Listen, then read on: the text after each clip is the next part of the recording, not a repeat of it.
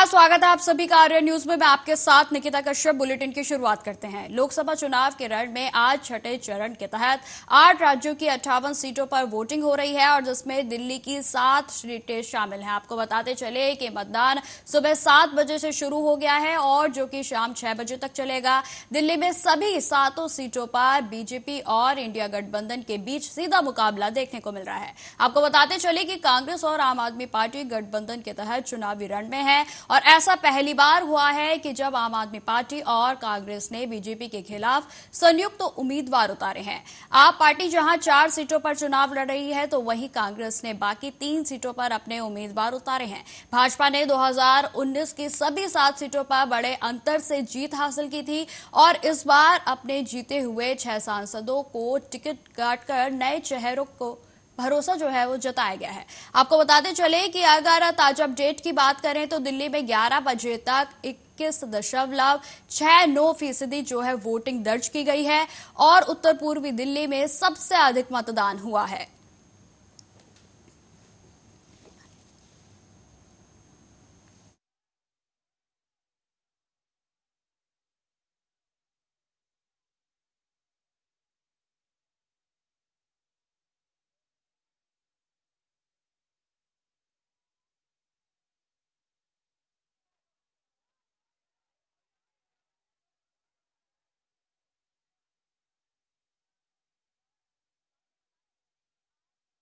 दिल्ली की सभी लोकसभा 7 सीटों पर मतदान है और जिसको लेकर कई दिग्गजों के द्वारा जो है मतदान कर भी दिया गया है। वहीं आपको बताते चले कि दिल्ली से राज्यसभा सांसद राघव चड्ढा ने भी वोट करने की अपील की है। ये तस्वीर हम आपको गौतम गंभीर की दिखा रहे हैं जो कि सांसद हैं। आपको बताते चले कि लगातार जो मतदान का सिलसिला है वो जारी है, जिसमें गौतम गंभीर ने भी मतदान करते हुए कहा कि ज्यादा से ज्यादा लोग वोट करें, घरों से बाहर निकलें। बेशक गर्मी बहुत है लेकिन जो आपका अधिकार है आप उसे पूरा करें। आपको बताते चले कि चांदनी चौक के प्रतिशत की बात की जाए तो 18.55% जो है अभी तक वहां वोटिंग हो चुकी है। ईस्ट दिल्ली में 22.41% सामने आया है। साथ ही साथ नई दिल्ली में 19.18% जो है अभी तक आका गया है। वहीं आपको बताते चले कि नॉर्थ ईस्ट दिल्ली में सबसे बेहतरीन प्रदर्शन जो है वो देखने को मिल रहा है, जिसमें 24.49% जो है वो वोटिंग आकी गई है। तो जिस तरीके से लगातार दिल्ली में मतदान का प्रतिशत बढ़ रहा है उससे साफ जाहिर होता है कि इस बार मतदान का जो प्रतिशत है वो पिछले यानी 2019 के मुकाबले काफी बेहतरीन होने वाला है और जिसकी तमाम तस्वीरें इस समय हम आपको आपकी स्क्रीन पर दिखा रहे हैं। लगातार कई दिग्गज जो है वो मतदान करने के लिए वोट बूथों पर पहुंच रहे हैं और साथ ही साथ लोगों से भी बढ़ चढ़कर मतदान करने की अपील जो है वो की जा रही है। वहीं आपको बताते चले कि उत्तर पूर्वी दिल्ली में जो सीट है वो बेहद ही हॉट सीट है और जिसमें सीधा मुकाबला मनोज तिवारी और कन्हैया कुमार के बीच में है और जिसको देखते हुए जिस तरीके से वोट प्रतिशत भी वहां से जो है बहुत साफ तौर पर देखा जा रहा है कि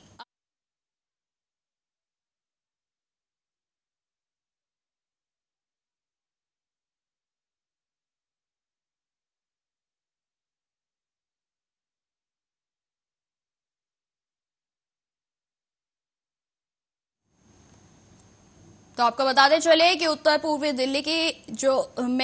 है सबसे अच्छा वोट प्रतिशत सामने आया है और साथ ही साथ आज पूरी दिल्ली में सभी लोकसभा सीटों पर जो है चुनाव है। लोकसभा चुनाव के महारण में आज छठे चरण के तहत 8 राज्यों की 58 सीटों पर वोटिंग हो रही है और जिसमें दिल्ली की सभी सीटें यानी 7 की 7 सीटें जो है सभी पर मतदान होना है और जिसमें सबसे बेहतरीन प्रदर्शन इस समय जो प्रतिशत बाहर निकल कर आ रहा है, जिसमें सबसे ज्यादा जो मतदाता हैं वो सामने आ रहे हैं, वो प्रतिशत उत्तर पूर्वी दिल्ली से सामने आया है। वहीं आपको बताते चले कि केजरीवाल के द्वारा भी वोट दे दिया गया है और कई दिग्गजों के द्वारा लगातार वोटिंग के लिए वोट बूथों पर पहुंचा जा रहा है। वहीं आपको बताते चले कि स्वाति मालीवाल के द्वारा भी अपना वोट दे दिया गया है और साथ ही साथ स्वाति मालीवाल ने वोट के दौरान कहा कि महिलाओं के मुद्दे पर वोट करें, महिलाओं की सुरक्षा के मुद्दे पर वोट करें। आपको बताते चले कि जिस तरीके से लगातार दिल्ली में वोटिंग जारी है, सुबह 7 बजे से यह प्रक्रिया शुरू कर दी गई थी और शाम 6 बजे तक आज वोटिंग चलेगी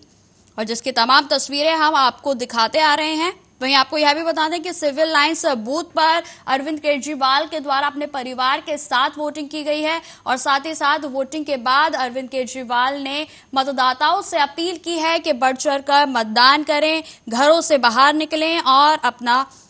कर्तव्य निभाएं।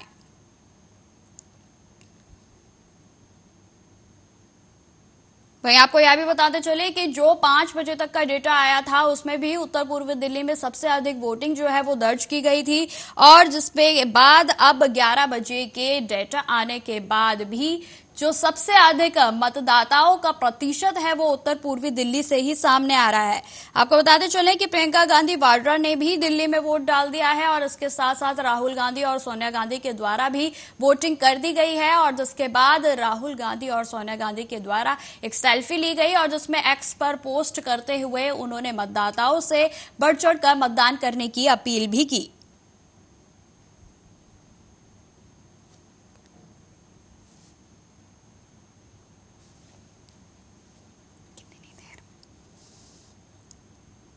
तो इस बार का जो भी मुकाबला होने वाला है बेहद ही दिलचस्प होने वाला है क्योंकि इस बार दिल्ली के दिल में कौन है यह बिल्कुल साफ हो जाएगा क्योंकि आज का जो मतदान है, आज का जो वोटिंग की प्रक्रिया है उस पर सभी की नजर टिकी हुई है, नेता हो या जनता, सभी जो है आज दिल्ली की 7 सीटों पर किस तरीके से मतदान हो रहा है, कितने मतदाता जो है वो मतदान करते हैं, यह सब देखना जब रिजल्ट आएगा तो बेहद ही दिलचस्प होगा। जिसकी तस्वीरें भी हम लगातार आपको दिखा रहे हैं, दिल्ली के कोने कोने की तस्वीरें दिखा रहे हैं जहां वोट बूथों पर मतदाताओं की जो भीड़ है वो देखने को मिल रही है और लाइनों में लगे हुए मतदाता लगातार मतदान के लिए मत केंद्रों पर पहुंच रहे हैं। ये तस्वीरें हम आपको सोनिया गांधी और राहुल गांधी की दिखा रहे हैं जिसमें मतदान करने के बाद राहुल गांधी के द्वारा अपनी माता के साथ जो है सेल्फी ली गई और उसके बाद उन्होंने एक्स पर पोस्ट करते हुए सभी मतदाताओं से बढ़ चढ़कर आगे आकर मतदान करने की अपील की। और इसके साथ साथ आपको बताते चले कि इससे पहले राघव चड्ढा के द्वारा भी जो है मतदान करने की अपील की गई थी और जिस तरीके से इस समय मतदान का जो अभी 11 से ऊपर का जो अभी डेटा है वो सामने नहीं आया है और 12 तक का जो है अभी तक का समय हुआ है, लेकिन अभी तक का जो मत प्रतिशत देखा जा रहा है वो बेहद ही बेहतरीन है क्योंकि जिस तरीके से मतदाता उत्साहित होकर मत केंद्रों पर पहुंच रहे हैं, जाहिर है कि शाम के 6 बजे तक जो मतदाता है वह काफी अच्छा जो रिजल्ट है वो प्रतिशत का जो है वो सामने आने वाला है।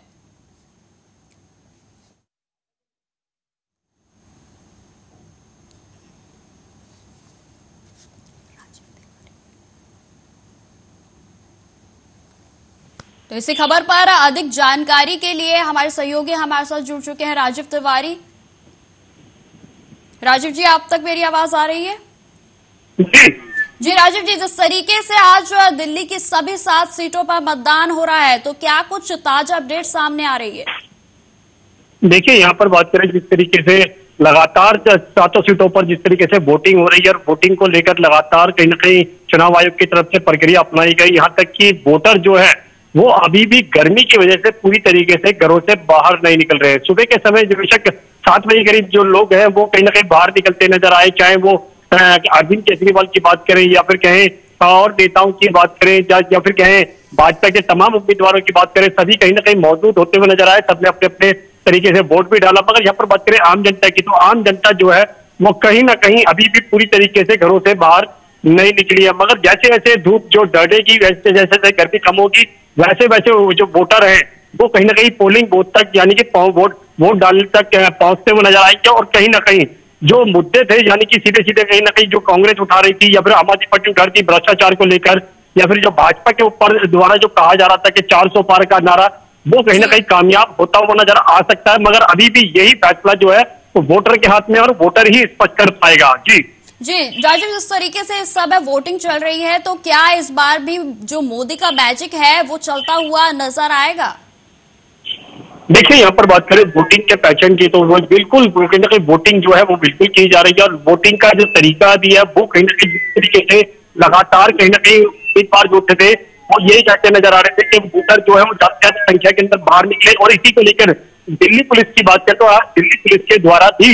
जिन लोगों ने सुबह के समय वोट डाला था तो उनके लिए भी कहीं ना कहीं गुलाब के फूल जो है उनको दिए गए थे। तो सीधे सीधे कहे तो कहीं ना कहीं वोटरों के लिए काफी कोशिशें की गई है, चाहे वो विकलांग हो या फिर चाहे महिलाएं हो जो नहीं चल पाती है, उनके लिए व्हील चेयर का इंतजाम किया गया था। तमाम कोशिशें जरूर की गई थी ताकि वोटर जो है वो पोलिंग बूथ तक पहुंच सके। मगर आप जिस तरीके से लगातार कहीं ना कहीं जानकारी मिल रही है कि बड़े नेताओं की बात करें, प्रियंका वाड्रा की बात करें, राहुल गांधी की बात करें, सोनिया गांधी की बात करें या फिर अरविंद केजरीवाल की बात करें या फिर और तमाम नेताओं की बात करें, सभी ने कहीं ना कहीं वोट डालकर ये संदेश जरूर किया है कि वोट डालना आपका अधिकार है, वोट डालकर ही सरकार को बनाया जा सकता है। मतलब देखना होगा लोकसभा चुनाव को लेकर जो तैयारियां थी सभी पार्टियों की, वो किस तरीके से हो पाई है और दूसरा वोटर क्या उनको वोट देता हुआ नजर आएगा, ये जनता के ऊपर ही निर्भर करेगा। जी राजेश, सुरक्षा को लेकर किस तरीके के बंदोबस्त जो है वो वोट बूथों पर किए गए हैं, किस तरीके की सुविधाएं जो है वो जनता को दी जा रही हैं? देखिए, यहाँ पर सुरक्षा के मद्देनजर रखते हुए हर वोट पोलिंग बूथ पर भी कहीं ना कहीं सुरक्षा के इंतजाम किए गए हैं। दिल्ली पुलिस की बात करें तो दिल्ली पुलिस के द्वारा तमाम इंतजाम जो है वो किए गए हैं, जगह जगह बैरिकेडिंग लगाई गई है ताकि बड़ी गाड़ियों को भी नहीं जाने दिया जा रहा। दूसरा, यहाँ पर पोलिंग बूथ से पहले ही गाड़ी वगैरह को सबको रोका जा रहा है और कहीं ना कहीं जो पैदल वोटर है वो पैदल जाकर अपना वोट डाल रहे हैं। उनके साथ साथ ये भी कोशिश की जा रही है कि उनके पास आईडी प्रूफ होना चाहिए, मोबाइल नहीं होना चाहिए, अगर मोबाइल है तो उनको बाहर जमा करा रहे हैं। यहाँ तक कि जो उम्मीदवार है कि बात करें तो उम्मीदवार की पूरी कोशिशें कर रहे हैं कि ताकि वोटर जो है वो वोट डाल सके। मगर यहाँ पर बात करें वोटरों की तो वोटर जो है वो लगातार कहीं ना कहीं पोलिंग बूथ पर जरूर पहुंच रहे हैं, मगर अभी इतनी बड़ी संख्या के अंदर नहीं पहुंच रहे जितनी उम्मीद हो नजर आ रही थी। जी राजू, जिस तरीके से अभी खबरें सामने आ रही थी कि आप नेता जो नेत्री हैं जो कि आतिशी, उनके द्वारा आरोप लगाया गया है कि जो भी इंडिया गठबंधन के गढ़ हैं वहां पर पुलिस की ओर से जो है धीमी गति में वोटिंग करवाई जा रही है, तो इसको लेकर क्या कुछ है? जी, अपना सवाल दोहराएंगे एक बार। सर, जिस तरीके से आतिशी के द्वारा आरोप लगाए गए हैं, आप सांसद की ओर से यह आरोप लगाए गए हैं कि जो भी वोटिंग बूथ जहां पर इंडिया गठबंधन का गढ़ है वहां पर वोटिंग धीमे तरीके से करवाई जा रही है ताकि ज्यादा लोग जो है वोट ना करें। देखिए, बिल्कुल सही कहा आपने। यहाँ पर बात करें इंडिया एयरलाइंस की तो उसकी तरफ से बिल्कुल कहा जा रहा है और खुद आतिशी के द्वारा ये कहा गया है कि जहां पर इंडिया एयरलाइंस का गढ़ है, यानी कि मुस्लिम क्षेत्रों की बात करें या फिर कहें और इलाकों की बात करें जहां पर इंडिया एयरलाइंस के उम्मीदवारों को जीतने की उम्मीद है, वहां पर कहीं ना कहीं धीमी गति से वोटिंग कराने के आरोप जो है वो आम आदमी पार्टी के द्वारा लगाए गए हैं। मगर इसको लेकर चुनाव आयोग की तरफ से अभी भी कोई संदेश जो है वो नहीं दिया गया। दूसरा, यहाँ पर बात करें लगातार कहीं ना कहीं वोटिंग की प्रक्रिया को लेकर जिस तरीके से सुरक्षा व्यवस्था की बात करें या फिर विकलांगों की बात करें या फिर कहें महिलाओं की बात करें या फिर बुजुर्ग लोगों की बात करें, उनके लिए तमाम इंतजाम किए गए हैं। यहाँ तक कि पानी की व्यवस्था भी की गई है ताकि अगर किसी व्यक्ति को पानी चाहिए तो पानी भी पी सकता है वो। मगर यहाँ पर बात करें वोटिंग की प्रक्रिया, जो अपनाने की प्रक्रिया है उसको जरूर अपनाते हुए नजर आ रहे हैं। मगर देखना होगा क्या वाकई में ही वोटर कितना वोटिंग बूथ तक आ पाते हैं और किस पार्टी की सरकार बन पाती है। मगर यहाँ पर बात करें ये तो 4 जून से ही स्पष्ट हो पाएगा। मगर यहाँ पर जिस तरीके से लगातार उम्मीदवारों की तरफ से और पार्टी की तरफ से वोटरों को रिझाने के लिए कोशिशें की गई थी, वो कितनी कारगर हो पाएंगी ये तो समय ही बताएगा। जी राजेश, इस तरीके से अभी नॉर्थ ईस्ट दिल्ली से जो है वो सबसे अच्छा प्रतिशत मतदाताकर्ताओं का सामने आया है और जिसमें कि 11 बजे तक अभी तक 25% के लगभग की वोटिंग जो है वो पूरी की जा चुकी है। आगे जो है 6 बजे तक का समय है अभी, और कितना फीसदी बढ़ने का अनुमान है?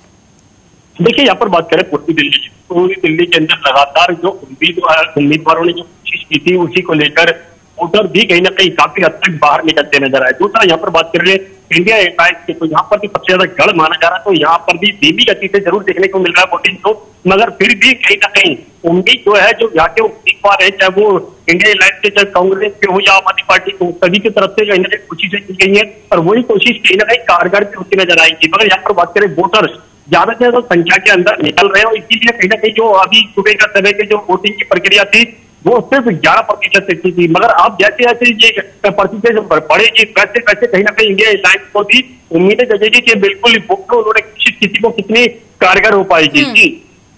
राजा, जिस तरीके से 2019 में देखा गया था कि सभी 7 सीटों पर जो बीजेपी का पूरा तरीके से कब्जा था, लेकिन इस बार के अगर वोट बैंक की बात की जाए तो इस बार की कौन सी सीट है जहां पर बीजेपी को इस बार भी प्रचंड वोट मिलने वाले हैं? देखिए, भाजपा की बात करें तो भाजपा के जो 7 उम्मीदवारों की बात करें तो पहले जरूर बड़े चेहरे थे, मगर अब की बार सिर्फ एक चेहरे पर भाजपा ने दाव लगाया। दूसरा 6 चेहरों पर कई कहीं ना कहीं नए चेहरों पर दांव लगाया गया, क्योंकि जिस तरीके से मनोज तिवारी की बात करें तो मनोज तिवारी का बिल्कुल पुराना वजूद रहा है और जहाँ तक कि वो बड़े नेता माने जाते हैं, तो उनकी चीजें कहीं ना कहीं उनको किसी को रोका गया था, मगर बाकी जो चेहरे हैं वो सारे नए हैं। मगर यहाँ पर बात करें नई दिल्ली क्षेत्र की, तो नई दिल्ली क्षेत्र के अंदर सुषमा स्वराज की जो बेटी है भास्वी स्वराज, उनको लेकर कहीं ना कहीं उम्मीदें जगती नजर आ रही है कि भाजपा की तरफ से बड़ी कोशिशें की गई है। दूसरा यहाँ पर बात करें चांदनी चौक क्षेत्र की, तो जहाँ पर चांदनी चौक क्षेत्र को लेकर भी जो व्यापारियों के गढ़ के माने जाते हैं परवीन खंडेलवाल, उनके लिए भी कहीं ना कहीं कोशिश की गई है। मगर यहाँ पर बात करें जयप्रकाश अग्रवाल की, जो कांग्रेस के हैं, वो पहले भी कहीं ना कहीं उनका बड़ा चेहरा रहा है, कहीं ना कहीं टक्कर जो है वो वाकई में ही मानी जा रही है। यहाँ पर बात करें नई दिल्ली क्षेत्र की, तो नई दिल्ली क्षेत्र के अंदर भी कहीं ना कहीं बासिर स्वराज और सोमनाथ भारती के बीच में कड़ी टक्कर मानी जा रही है। मगर जिस तरीके से ये टक्कर जो बार बार देखने को मिल रही है और कहीं ना कहीं